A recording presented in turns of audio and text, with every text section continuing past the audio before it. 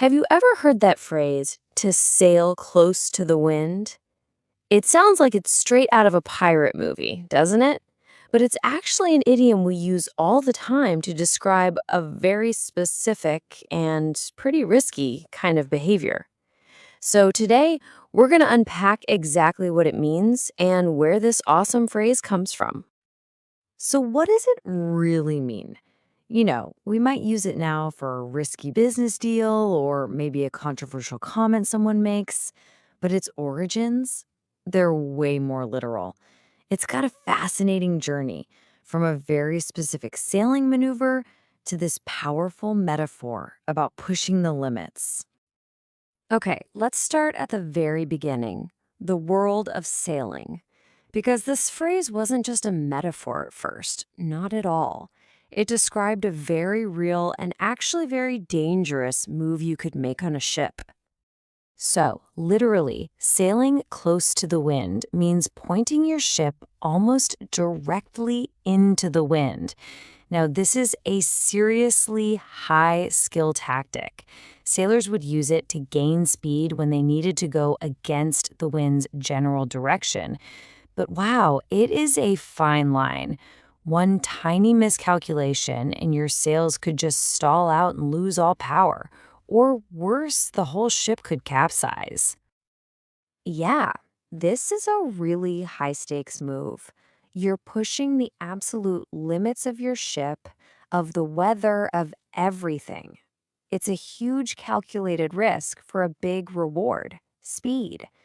And that core idea of taking a risk right on the very edge of disaster for a potential gain, that is exactly what the phrase means today. So how in the world did this phrase jump from the sea to our everyday speech? Well, over time, that really vivid nautical image just sailed right into our daily conversations, and it kept that essential feeling of danger and boundary pushing with it. And here you can see that leap in action. It's pretty cool, right? On one side, you've got the physical risk, a ship at a really dangerous angle to the wind.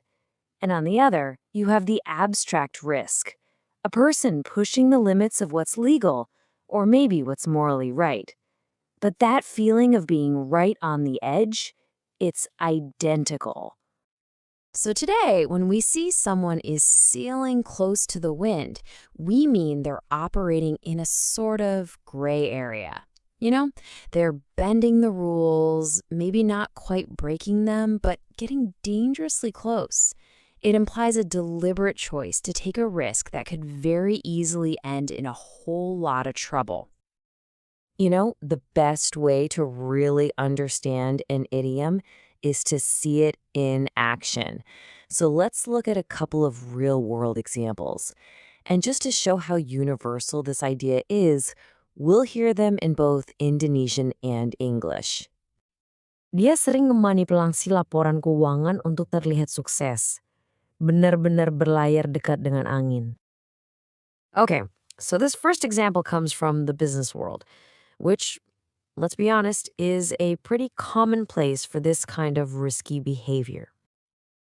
Now, in English, that translates to, he often manipulates financial reports to look successful, really sailing close to the wind. This is a perfect illustration. Manipulating reports? Well, it might not be outright illegal in some cases, but it's definitely dishonest and dangerously close to that line. He's pushing the boundary of what's ethical. Let's try another one, this time from politics. Politikus itu berbicara dengan kata-kata yang hampir menghina lawannya, benar-benar berlayar dekat dengan angin. This just goes to show you that words can be just as risky as actions. And the English version spoke words that nearly insulted his rival, truly sailing close to the wind. Did you notice that key word in there? Nearly.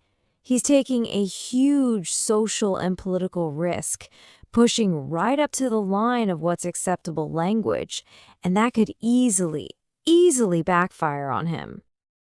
So, after all that, what are the key things you should really remember about this powerful idiom? Let's break it down. All right, let's lock it in. First, remember it comes from the high-risk world of actual sailing. That's its DNA. Second, its meaning today is all about acting in a way that's risky or just nearly against the rules. Third, it's perfect for describing those bold, maybe even reckless decisions that push boundaries. And finally, don't forget how versatile it is. It applies to what you do, what you say, and even moral choices. And that leaves us with a final question to think about.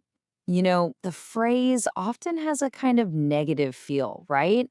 It implies danger or wrongdoing, but just like those sailors who did it for speed, sometimes pushing boundaries can lead to incredible rewards. So, when is it actually worth taking that risk? I'll leave you to think about that one. Thank you so much for joining me. Thank you for watching this video. Hopefully useful. Don't forget to like and subscribe.